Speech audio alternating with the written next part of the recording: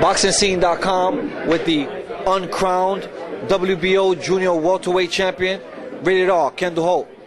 Kendall, this past weekend, you took a flight out to Colombia to try to capture a title from Ricardo Torres, a title that you and your team feel you should have captured, a fight that ended in chaos and pandemonium, in your words. Can you tell us about it?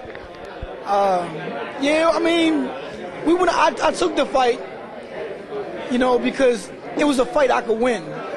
It was an opportunity of a lifetime in his hometown. I mean, it didn't matter to me.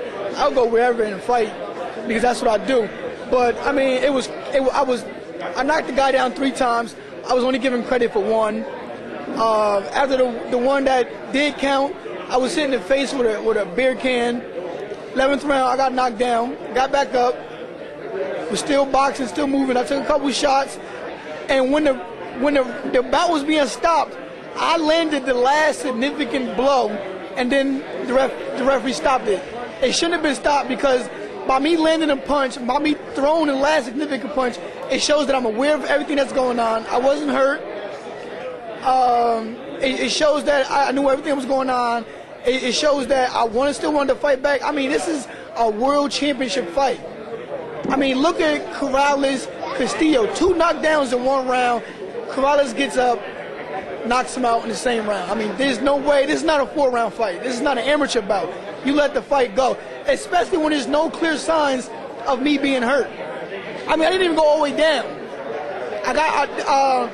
I hit the ropes, the second rope, but I didn't even go all the way down. He hit the ropes, pulled himself up, and it wasn't even scored a knockdown. So I mean, I just can't wait till everybody see the tape. And Fire, I'm gonna get that tape to you as soon as I get it. According to reports, there was beer cans, ice, cups of water flying into the ring.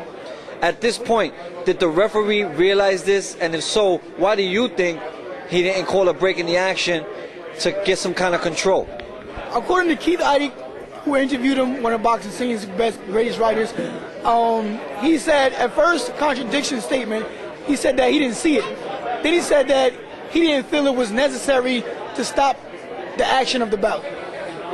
But the rules clearly state, when there's debris flying in the ring, that bout has to be stopped.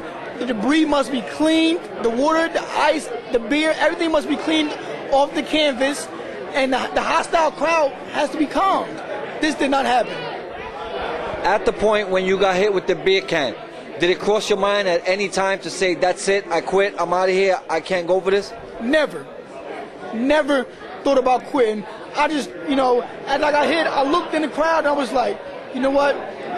Forget it. It's a fight. I'm still going to fight because it's a fight I'm going to win. It's a fight that's going to change my life.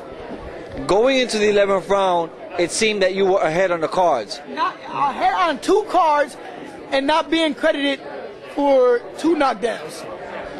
Did you feel going into the 11th round that you were clearly ahead? I didn't take a deep breath, Fire, until my manager Henry Cortez said, "Can you smell it? Can you smell it? 6 more minutes and you're world champion." And that's when I started smelling it. I took my deep breath. But, the fight was, it was easy to that point. It was some rounds where it wasn't a lot of action, but, I'm a superior boxer, and I felt I was ahead. I felt only lost 1 round. That was the 4th round, where he caught me with a punch, a good left hook. But all night, he tried throwing those right hands, and none of them landed. So I felt I was ahead on all scorecards. Ricardo Torres did connect with a punch. He did get credited for a knockdown. At any point, did he hurt you? No. I got back up. I wasn't hurt. I got back up. I knew I got hit hard. I got back up. I continued to box. And then he caught me with a few more shots, but I started fighting back.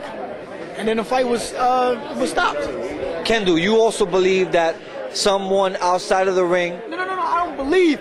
I know this for a God-honest fact that somebody grabbed my foot.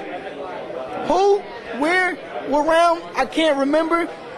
But, I can't wait to get the tape because someone did grab my foot. Based on the things that you're telling us happened during your fight, do you believe that it will be an easy task to get your hands on the tape? My manager, Henry Cortez, I was already petitioned for it to Billy Champs, Ricardo Torres is co-promoter in Colombia. So we're waiting that right now. We're waiting for it right now. I mean, the fight was aired South America, South Africa, and I believe Europe. So, I mean, the tape will eventually get to the U.S. It's obvious that at that point, after the fight, you would be highly upset. It was reported that you had some words with the referee, and then you apologized later on, being a man about it, being a man about your mistakes. Can you tell us about that incident? You know, I was extremely emotional. This is a fight that could have changed my life. This is what every single boxer worked for his whole life. And you know, when I walked in a hotel, he was standing there with the organization people, and I didn't like the way he looked at me, and it prompted me to say something. I said what I had to say. Going back to my hotel room, you know, the next morning, I felt that was wrong, and it was really extremely unprofessional. And I tried to apologize, and he didn't want to hear it. He told me to leave him alone. He didn't want to hear it, and I just told him, you know, I just wanted to apologize. I'm a man. I was wrong, and you know, I admitted I was wrong. And you know, kind of thinking, you know, looking back, I kind of got there and started thinking about the impression. I got the impression, thinking back about the fight, that maybe he was scared. Maybe he felt a lot of pressure from the hostile crowd, and he didn't want to be in trouble himself. So I kind of understand that, you know, after sitting down, taking a long shower, hot shower, thinking about everything that went on that night. So now you're waiting on a tape, you're waiting on a decision from the WBO. What do you hope happens? I hope, you know, I hope there's a mandated rematch. I hope that loss is turned into a no contest. And until the mandated rematch happens, I want to be WBO interim champion. Despite the outcome, do you feel like a champion today? You know what? After everything I've been through, I went over there against everything, his hometown, a judge from his hometown that we all know that they're supposed to be neutral judges. At first, they only wanted one judge, and that was from his hometown. But Henry Cortez, like I said, a great manager, got them to use three judges, one from his hometown. That wasn't supposed to happen.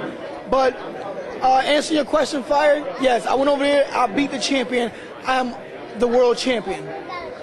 And with that, we thank you. We appreciate your time. You know, we're sorry that this happened to you. We all had confidence that you would go over there and bring the title home. You went and did what you needed to do. Do you want a rematch? Immediately. Yes, I do. Want a rematch.